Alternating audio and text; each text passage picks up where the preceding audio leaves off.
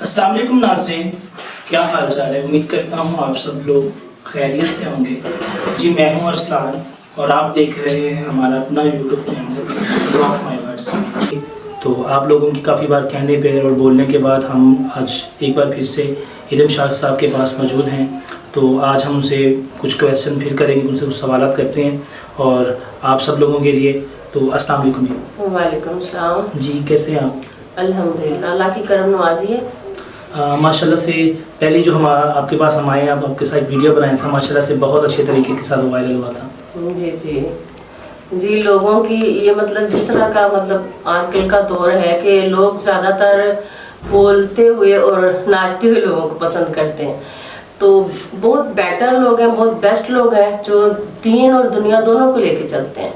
تو میرے خیال میں جو لوگ دینی ٹاپک کو چوز کر لیتے ہیں تو وہ میرے خیال میں دین اور دنیا دونوں کو رکھ لیتے ہیں، کیونکہ ہم نے اگر چھوٹا سا ایک ٹاپک چنا ہے اسلام، ٹھیک ہے، ہم اس کو لے کے چل رہے ہیں۔ الحمدللہ میری بھی اسنیپ پہ ویڈیوز ہیں اور میں اسی پہ بات کرتی ہوں، اور الحمدللہ اللہ کا کرم ہے کہ اس پہ وہاں اگر کوئی ریسرچ کرے گا تو اسے بہت زیادہ نالج ملے گا انشاءاللہ، اور ہر لحاظ سے ملے گا۔ تو جہاں ایک چھوٹے سے ٹاپک پہ ہم ایک بات کر لیتے ہیں، جیسے کہ کسی بیمار کے بارے میں۔ بالکل، کیونکہ بیماری آج کل عام ہے، جیسے کہ میری آج کل خود بھی طبیعت خراب ہوئی ہے، میری وائس سے ہی سب کو پتہ چل جائے گا کہ میں خود بھی جو ہے نا اس وقت بیماری کی حالت میں ہوں، لیکن آپ لوگ آئے ہیں تو میں نے مناسب سمجھا ہے کہ میں آپ کے کسی بھی انٹرویو کو جو ہے نا خالی نہ جانے دوں۔ آپ لوگ آئے ہیں تو میں آپ کی انشاءاللہ خوش آمدید کہتی ہوں آپ لوگوں کو دوبارہ سے۔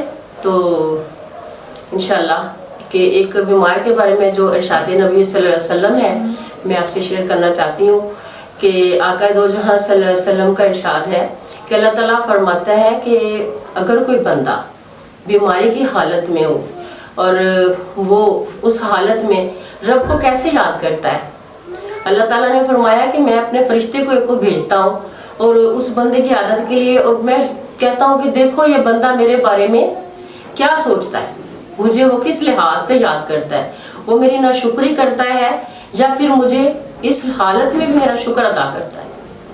تو جب فرشتہ اس کے پاس جاتا ہے تو وہ بندہ اللہ کا بہت بندہ عزیز بندہ ہوتا ہے، تو وہ اللہ کا شکر ادا کرتے کرتے ساتھ میں الحمدللہ کرتا ہے اور یرحم الراحمین یرحم الراحمین یرحم الراحمین بار بار پکارا ہوتا ہے۔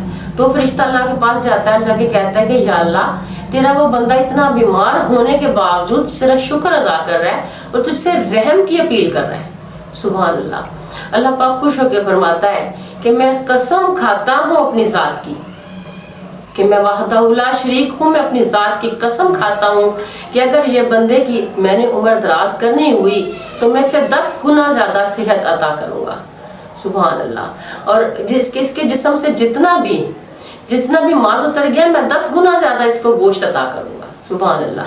اور اس کے بعد اللہ تعالیٰ نے اس کے لیے ایک اور بشارت دی کہ اگر یہ بندہ اس دنیا فانی سے اس حالت میں چلا گیا تو میں اسے ڈائریکٹلی جنت عطا کروں گا۔ سبحان اللہ۔ اس لیے کہ اس نے اس حالت میں بھی مجھے یاد رکھا، میری ناشکری نہیں کی، اور ناشکری نہیں کرنی چاہیے، اور اللہ تعالیٰ سے امید لگائے رکھیں کہ اللہ تعالیٰ بڑا بے نیاز ہے، چاہے انسان جتنا بھی گنہگار ہے وہ آخری سانس تک اللہ سے توبہ کرتا رہے، کیونکہ اللہ کا وعدہ ہے کہ جو بھی انسان مجھ سے توبہ کر لے گا سانس بند ہونے سے پہلے میں اسے ضرور معاف کر دوں گا، کیونکہ اس نے جب اپنا ایک خوبصورت نام ہم سب کو بتایا ہے کہ میں غفور الرحیم ہوں، تو اس میں ہمیں کوئی شک ہی نہیں ہونا چاہیے۔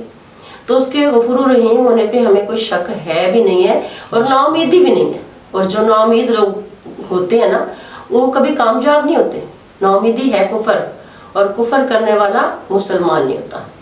اور ہمیشہ اپنے ایمان کو مضبوط رکھیں، اللہ کی رسی کو مضبوطی سے تھامے رکھیں، اور ہمیشہ اللہ کا ذکر کرتے رہیں جس حالت میں بھی ہوں، اور نماز قائم کریں۔ اللہ تعالیٰ کو حکم ہے کہ جو نماز پڑھتا ہے اس کے گناہوں کو ختم کر دیا جاتا ہے، اور اسے ایک نئی زندگی، ایک نئی امید ہر دن دی جاتی ہے کہ یہ بندہ میری طرف لوٹا ہے تو میں اسے معاف کروں گا۔ کیونکہ جب اللہ تعالیٰ کی عبادت شیطان کرتا تھا تو اس دوران میں شیطان نے اللہ تعالیٰ سے کہا تھا کہ یا رب میں تیری عبادت کرتا ہوں تو انسان کو پیدا نہ کر، تو اللہ تعالیٰ نے کہا تھا تم میرے خلاف کھڑا نہ ہو، अल्लाह पाक ने उस वक़्त उसकी नाफरमानी की वजह से, इबादत सबसे ज़्यादा शैतान ने की है, लेकिन उसने अल्लाह ताला की नाफरमानी की, उस वजह से अल्लाह पाक ने उसे धुतकार दिया और उसे दफा कर दिया, जन्नत से निकाल दिया। तो उसने भी मोहलत मांग ली कि या रब तू मुझे इतनी मोहलत दे दे कि मैं क़यामत तक इंसानों को भटकाता रहूं। और अल्लाह ताला ने कहा था कि मुझे भी मेरी ज़ात की कसम, तू मेरे बंदों को भटकाता रहेगा और मैं अपने बंदों को उस वक्त तक माफ़ करता रहूँगा जब तक वो माफ़ी के तलबगार रहेंगे। सुभान अल्लाह, सदके जाए उस रब्बे करीम पे कि वो अपने बंदों पे कितना करम फरमाता है। एक इंसान है, गुनाहगार है, खताकार है, लेकिन अल्लाह बड़ा बेनियाज है। अल्लाह पाक का बार बार फरमान है कुरान पाक में कि मुझसे तौबा तो मांग के देखो, मैं तुम्हारी तौबा के मुंतज़िर हूँ। एक बार मांगोगे मैं 10 बार आवाज़ दूंगा, एक बार मांगोगे मैं तुम्हें 10 बार मुड़ के तुम्हारी आवाज़ पे सदा दूंगा कि मेरे बंदे आओ, मैं बख्शने वाला हूँ, मैं गफूर रहीम हूँ, मैं करीम हूँ। हमें उसके करम से कभी भी नाउम्मीद नहीं होना चाहिए, और नाउम्मीदी कुफ्र है। फिर से कहती हूँ इसलिए कि कुछ लोग होते हैं, वो कहते हैं कि मेरा फलां काम नहीं हो रहा, मैं इस काम के लिए गया था, फलां बाबा जी के पास गया था, मेरा काम नहीं हुआ। तो ऐसा नहीं होता, काम अल्लाह की ज़ात ने करना होता है। अल्लाह के कुछ बंदे होते हैं जो आपको सीधे रास्ते दिखाते हैं, सीधा रास्ता बताते हैं कि तुम अल्लाह की तरफ आओ। ये होता है अमल। और को ना तो कोई इंसान खुदा हो सकता है, नाउज़ुबिल्लाह, ना हो सकता है, ना होगा। सिर्फ वहदहु ला शरीक अल्लाह ही की ज़ात है, वही मुश्किल कुशा है, वही गफूर रहीम है। उसी से मांगते हैं और उसी से मांगना चाहिए। हाँ जी, बिल्कुल ज़रिए अल्लाह ताला बनाता है, वसीले अल्लाह बनाता है, और बंदे जो होते हैं वो सिर्फ एक रास्ता होते हैं। तो जो अल्लाह के बंदे होते हैं, कुछ बंदों को अल्लाह पाक सिरात मुस्तकीम पे चलाता है और बंदों ही के लिए वसीला बनाता है। तो इस रास्ते को चुनना चाहिए। तो अल्लाह के ऐसे बंदों के पास जाना चाहिए, उनसे इल्म सीखना चाहिए। हाँ, शरीक ना ठहराएं किसी को भी अल्लाह की ज़ात के सिवा। अल्लाह सब गुनाह माफ़ करेगा सिवाय शिरक के, क्योंकि वो बड़ा गफूर रहीम है। उसका वादा है कि मैं अपने हर बंदे को बख्श दूंगा, और सिवाय शिरक करने वाले के। और एक इसके साथ ही आका दो जहां सल्लल्लाहु अलैहि वसल्लम की मैं तो आप सबको जो है एक हदीस बता देती हूँ कि आप सल्लल्लाहु अलैहि वसल्लम का इरशाद है कि झूठ बोलने वाला और धोखा देने वाला ये मेरी उम्मत में शामिल नहीं होंगे। यानी वो मुसलमान नहीं रहेंगे जो धोखा देंगे और झूठ बोलेंगे, और सच हमेशा बोलें, क्योंकि सच बोलने पे आपको कामयाबियां मिलती हैं, कामरानियां मिलती हैं, और झूठ झूठ होता है, झूठ का कोई सरपाँव नहीं होता। इसलिए हमेशा कोशिश करें कि सच बोलें और सच बोलने वालों का साथ दें। अच्छा जी, एक बात है तो वो मैं आपसे पूछ लेता हूँ कि जब अल्लाह की हाँ की तरफ से इंसान को या एक हमारी माँ बहनों को औलाद होती है, तो अगर ना हो तो तब हम लोग कुछ रास्ते से भटक जाते हैं, और हम लोग स्पेशली तौर पे किसी बाबा वगैरह के पास चले जाते हैं, किसी और आलम के पास चले जाते हैं। इवन कि ये सारा कुछ अल्लाह का दिया हुआ है। और जब हाँ वो बच्चा पैदा होता है तो सबसे पहले हम क्या करते हैं, तवीज़ उस बाबे को उस बच्चे के गले में पहना देते हैं। इवन कि बच्चे या जब पैदा होता है माँ के पेट से पलने तक, 9 मंथ तक पैदा होने तक, तो सारा कुछ तो अल्लाह ताला करता है। और इसके बारे में आपका क्या माइंड है कि लोगों ये बहुत जाहिलाना काम है, इसके बारे में आपका क्या पॉइंट ऑफ व्यू है? यही तो बात है कि मैंने अभी ये बात की कि शिरक ना करें, बात आ गई ना वहीं पे।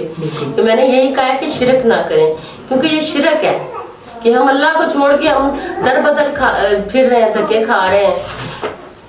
पढ़ते हैं हम नमाज में इय्याका नअबुदु व इय्याका नस्तईन, पढ़ते हैं हम नमाज में इय्याका नअबुदु व इय्याका नस्तईन, फिरते हैं दर बदर मुश्किल कुशाई के लिए। ये आपकी बात कर रही हूँ। Thank you so much. अस्सलाम वालेकुम, मैं मुसाइबा शेख, और मेरा आज का इनसे छोटा सा सवाल है कि जैसे कि हमारी अक्सर काम काज की वजह से नमाज कज़ा हो जाती है, तो उसके लिए ख़ास तौर हम लेडीज़ को क्या करना चाहिए? जी, आपका बड़ा अच्छा क्वेश्चन है। तो ये सिर्फ यही नहीं है कि एक आध नमाज कज़ा होती है, 5 दफ़ा तो यूँ भी होता है कि कुछ लोग कई अरसा ज़िंदगी में नमाज नहीं पढ़ते, और जब वो स्टार्ट करते हैं तो उन्हें फ़िक्र भी होती है कि हमारी नमाज रह गई है, कज़ा हो गई थी, इतनी नमाजें हमने इतना साल नहीं पढ़ी।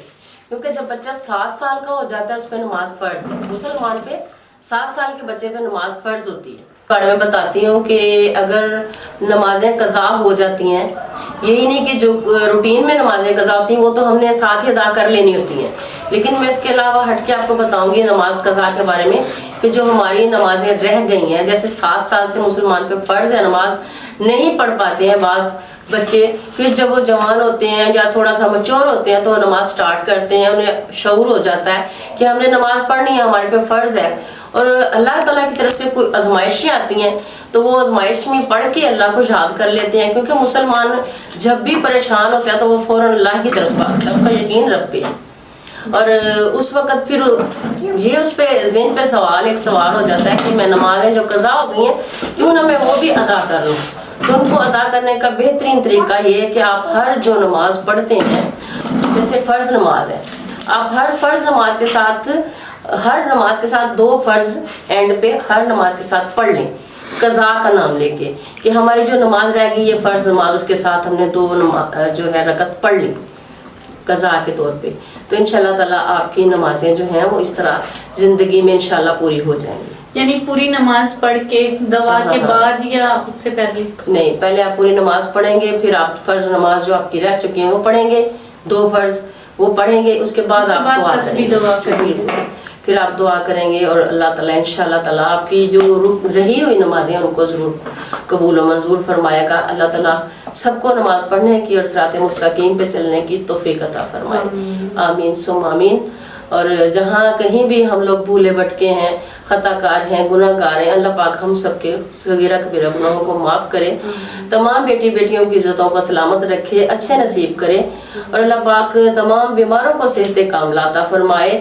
اور اس وقت جو ہمارے ملک کی کنڈیشن ہے بہت ہی عجیب کنڈیشن ہے، اللہ پاک ہمیں اچھا حکمران عطا کرے، آمین ثم آمین۔ اور جاتے جاتے بات کر لیتے ہیں فلسطین کے حوالے سے بھی کہ اللہ پاک فلسطین کو اسرائیل سے نجات عطا فرمائے، اور اللہ پاک ان کے ظلم جو وہ ڈھا رہے ہیں اللہ ان کو ہدایت عطا فرما دے، ان کو ہدایت نہیں اگر آنی تو اللہ انہیں نیست و نابود فرما دے، اور اللہ پاک فلسطین کو کامیابیاں کامرانیاں عطا کرے، اور جو شہداء ہیں اللہ پاک ان کی شہادت کو قبول و منظور فرمائے، کیونکہ یہ بالکل واقعہ کربلا کی طرح ہی واقعہ بن چکا ہے۔ تو اللہ پاک یہاں ہمارے لیے اور ہمارے بہن بھائیوں کے لیے آسانیاں فرمائے، ہم یہاں بیٹھے ہوئے دعا کر سکتے ہیں اور کچھ نہیں، تو میں سب سے کہوں گی کہ دعا کریں، آیت کریمہ پڑھیں زیادہ سے زیادہ، اور سورۃ فیل پڑھیں، انشاءاللہ تعالیٰ اللہ پاک ان کے غیب کے خزانوں سے مدد فرمائے گا۔